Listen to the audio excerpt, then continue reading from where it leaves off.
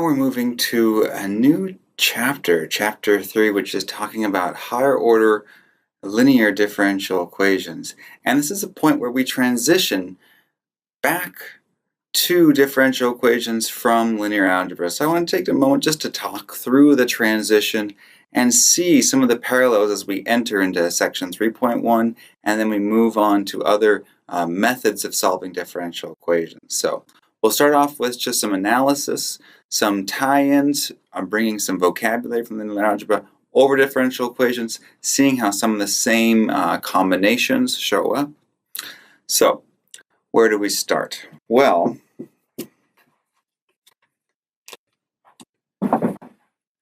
some of the key ideas of linear algebra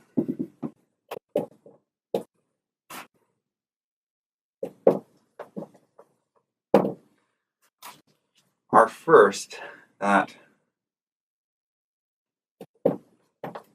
in solving ax equals b, we get two kinds of solutions. There is both a particular solution we often think of as a point, xp, where axp equals b, and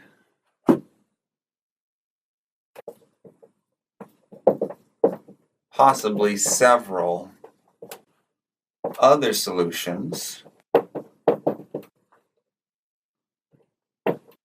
xh, where axh equals 0. Now let's talk about these two kinds of solutions for a minute here. Ax equals b looks a lot like axp equals b, but we're looking for a particular solution. I mentioned that when solving linear systems, that's a point. It's the constants when we solve a system. Whereas the xh solutions, we describe these solutions right here as the null space, or the space of all the x's where ax equals 0. And those x of h's connect in with the x of p's, the homogeneous solutions and the particular solution all together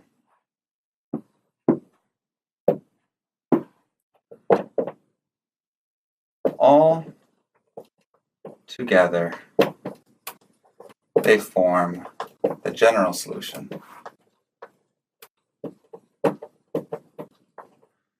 X equals x p plus x of h. And we'll see this idea unfurl throughout the whole chapter 3. But let me show you an example with a linear matrix. We didn't make a big deal of it when solving matrices because we just solve them together. It's not really a big deal to think about it for matrices, but we do notice a pattern. So let's look at an example.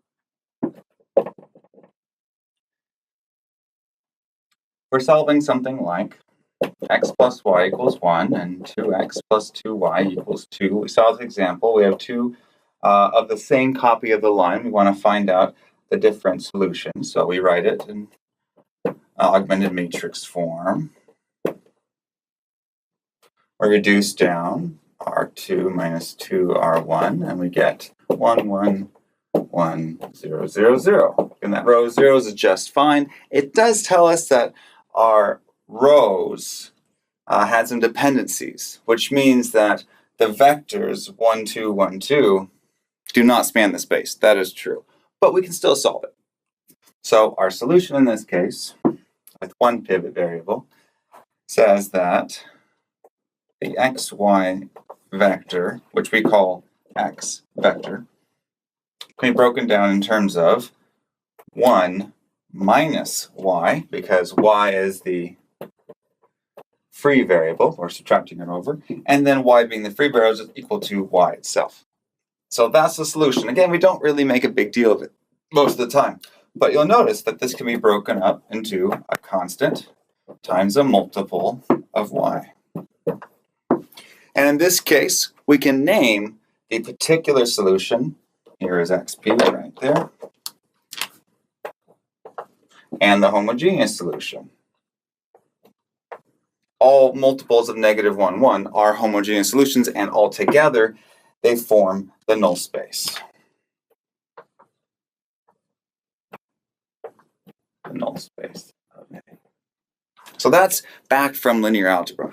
Well, let's think about differential equations and think about how that ties in.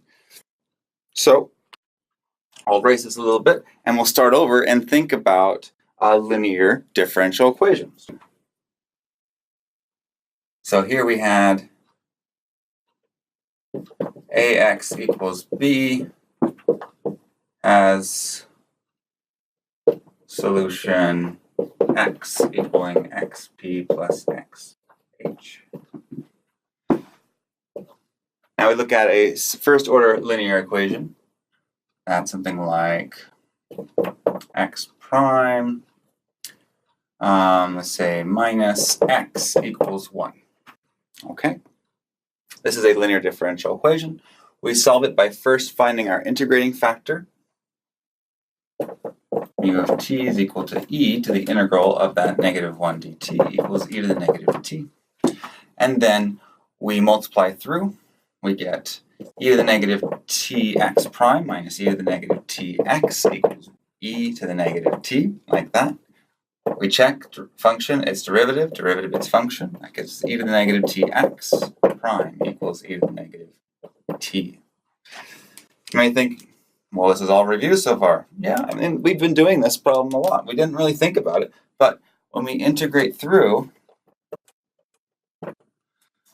on the one side, we get e to the negative tx equals, here we get e to the negative t divided by negative 1, so it's a negative e to the negative t. And then don't forget your plus c out of that. And finally, x is equal to negative 1 plus c e to the positive t. Now, what's this?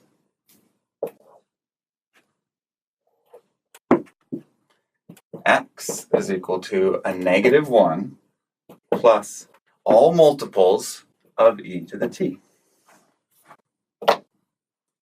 Well, that right there is a particular solution, not a vector anymore. It's a particular solution of t.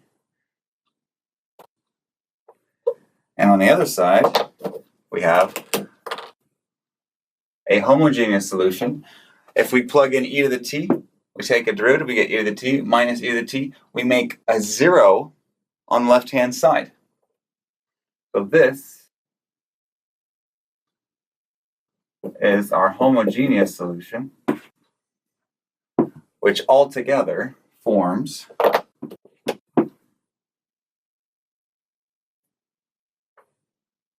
the null space. Whew. I can't fit that all in there, can I?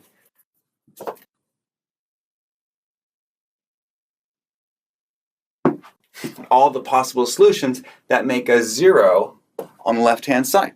It's the same idea. Well, now, yeah, it's there, it's a pattern. It's just like when we generalize from determinants of 2x2 matrices, determinants of 3x3 matrices. It gets harder to compute them, but if we can identify patterns early on, then we can use those patterns to work through. So our goal in this chapter will be to focus on one of those two kinds of solutions at a time. We'll actually start with the homogeneous solution. Those are the easier solutions to get to. I know I have a red cap. That's kind of cool. By accident. Those are easier to get to. And then once we find the solution, we can take every multiple to find the whole null space. Finding the particular solution can be hard in some cases, but in this particular case, it's quite easy. Can we think of a constant which differentiates to 0 and negates to 1? Negative 1. Yeah. If I plug in negative 1, it differentiates to 0, and then I get negative of a negative 1, that's positive 1. So I could go about it and find the particular solution by just inspecting it, just looking at it. Sometimes you can do that.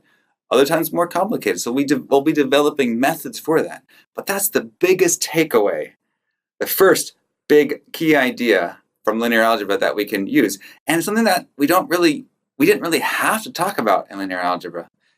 It was obvious because it all came together at the same time. But one thing to notice is that this extra piece that comes out only happens when you have an infinite number of solutions. And we talked about that. If you have no free variables, you have no homogeneous solution. The zero function or zero vector is the only piece in the null space. So when we're solving differential equations, what we're doing is we're requiring that the null space be bigger than the point. Right? We're trying to fill the null space because that's what fills all these possible solutions that we add to the constant. So, kind of an interesting idea, something that we were trying to avoid when solving linear equations because, added complexity to the system. Now we're trying to add in, we're trying to look for in solving differential equations. So let's write down a more complicated linear differential equation just to look at it.